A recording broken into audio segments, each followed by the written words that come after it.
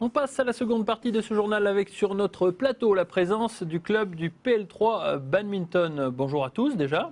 Bonjour. Bonsoir plutôt, excusez-moi, nous sommes déjà tard. Caroline Fageot est avec nous, la présidente du club, pour parler un petit peu du monde du badminton, particulièrement du PL3 évidemment. Il y a quelques temps, on disait que le PL3 refusait du monde, refusait des licences, il y avait du mal à trouver des créneaux. Où vous en êtes actuellement ?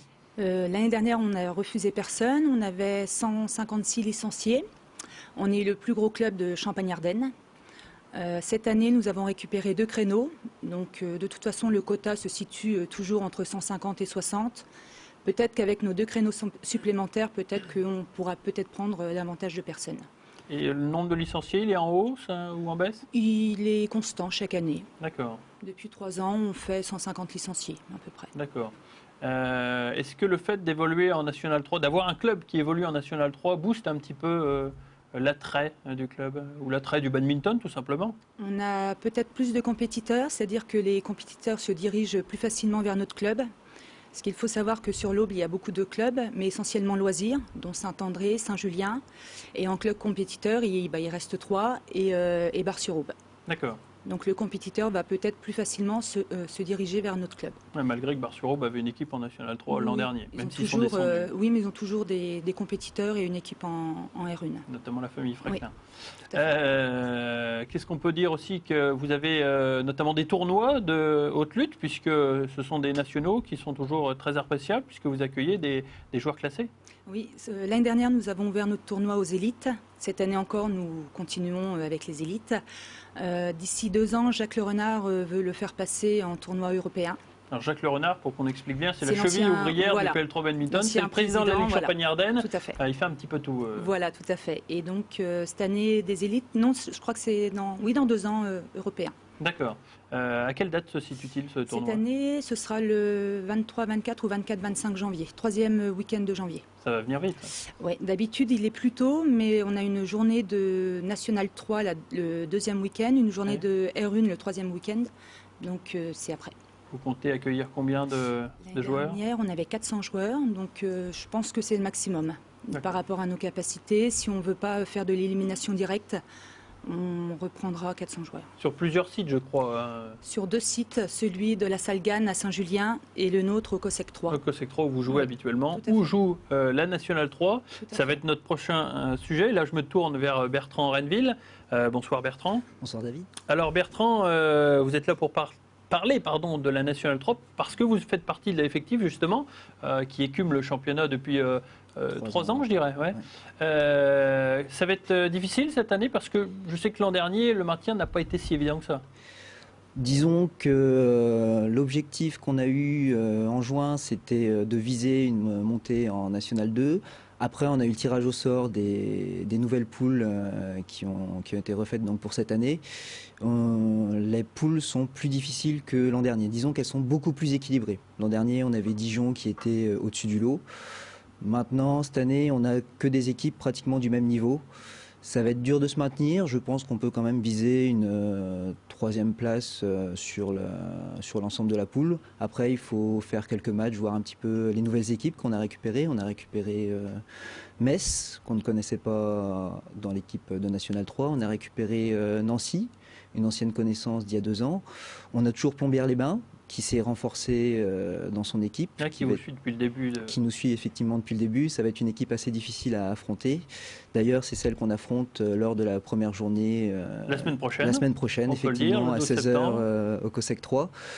Et on a récupéré Lure, une équipe qu'on ne connaissait pas du tout. On connaît, du côté de Nancy. Du côté Nancy, un peu plus bas même. C'est des joueurs inconnus, donc ça va être la grande surprise qu'on va avoir lors de notre 2e journée. Finalement, de championnat. Ça va un petit peu plonger le PL3 dans l'inconnu. Pour cette saison 2010, j'ai entendu dire que vous aviez une recrue. Personne ne part, mais vous avez une recrue. Effectivement, cette année, nous n'avons aucun départ. Mais par contre, on a recruté un joueur de Reims, donc Julien Garez, qui est de niveau A4 en simple, ce qui va nous faire beaucoup de bien au niveau du simple homme 1 et qui va nous permettre de décaler le 2e simple homme. Ce qui va nous permettre, je pense, de jouer le maintien assez sereinement.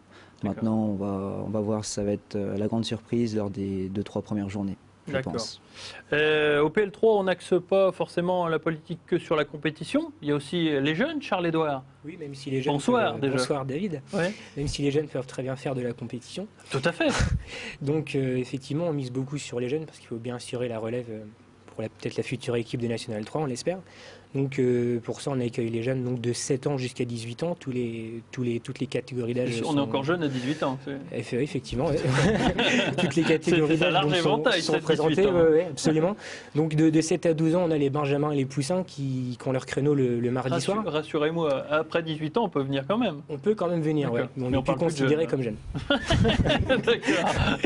Donc les entraînements donc, du mardi soir sont assurés par Ledy Jacques Le Renard, donc, qui est si bien présent dans l'organisation que dans l'entraînement tout simplement.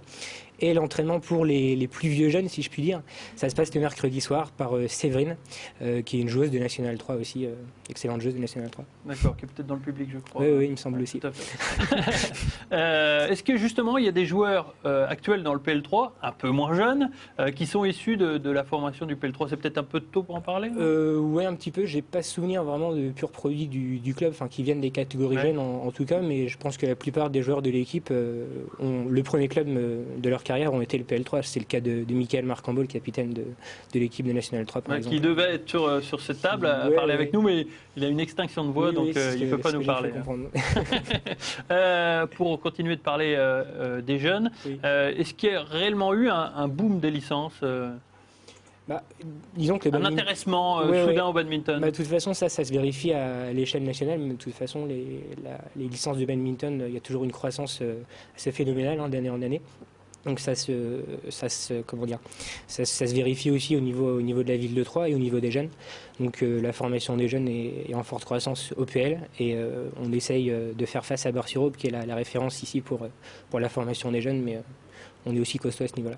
Donc les entraînements, on répète, les créneaux, c'est le mardi soir. Le mardi, voilà, de 18h à 19h30 pour les benjamins et les poussins, donc qui sont faits par Jacques Le Renard, et enfin le mercredi de 18h à 20h par Séverine pour les minines, cadets et juniors, donc c'est-à-dire 12-18 ans. D'accord, si on veut s'inscrire, on va au COSEC 3? Absolument, ouais, c'est ça. De toute façon, il y a des créneaux tous les soirs.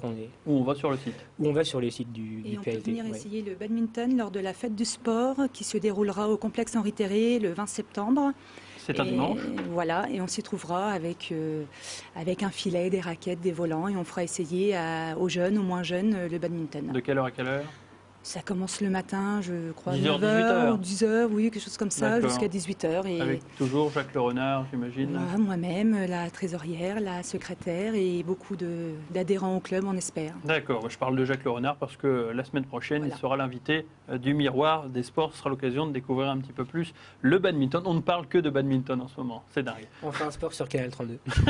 Merci, belle conclusion, Charlie. Toujours dans l'actualité sportive, nous parlions vendredi dans le journal présenté par Mathieu Mercier du départ prochain de Gilles Segris pour les championnats du monde de course de montagne. Âgé de 37 ans, le licencié d'Aix-en-Othe a arraché sa sélection au prix d'une préparation sérieuse et appliquée. Il est parti donc pour ces championnats du monde dimanche.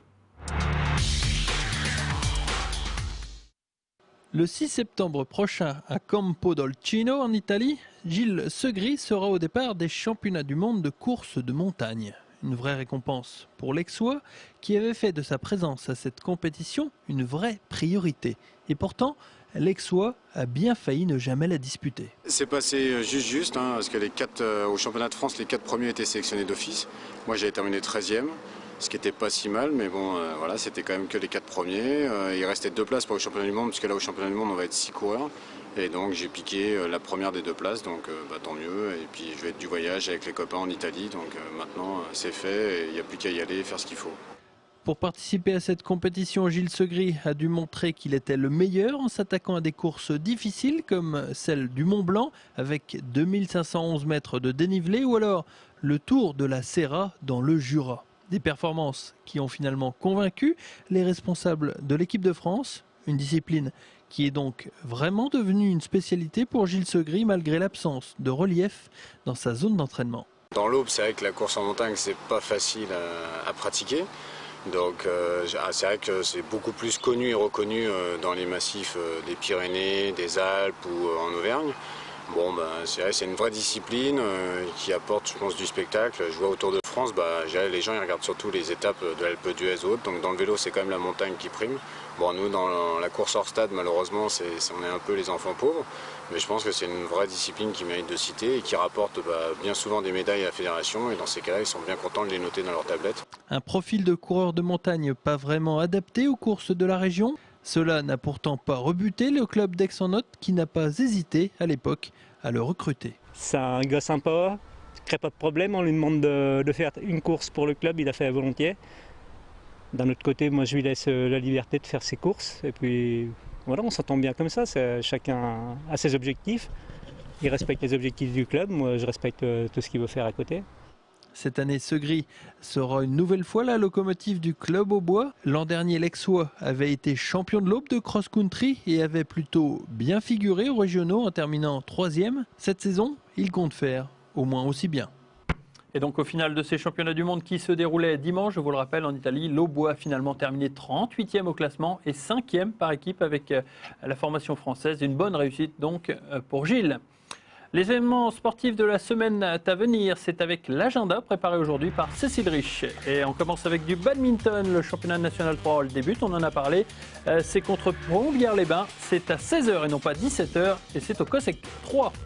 Le samedi 12 septembre aussi, il y a du motoball, le Suma rencontre Vitry, c'est à 19h30 au stade Gaston-Arbouin. Le même soir, il y a aussi du basketball avec Sainte-Savine qui affronte Aulnois. C'est à 20h et c'est au gymnase Volbar. Et puis enfin, pour clore ce week-end, vous pouvez toujours vous rendre à l'UTT pour les 10 km du UTT. C'est le lendemain, dimanche 13 septembre. Les premières courses ont lieu à 9h. Et puis n'oubliez pas la 7e journée du championnat de national qui se déroule demain pour les stacks. Le club troyen reçoit l'équipe de Passy-sur-Eure. C'est à 20h et c'est au stade de l'Aube. Voilà, ce journal est terminé. Je vous remercie de l'avoir suivi et je vous donne maintenant rendez-vous la semaine prochaine pour un nouveau journal des sports. À très bientôt.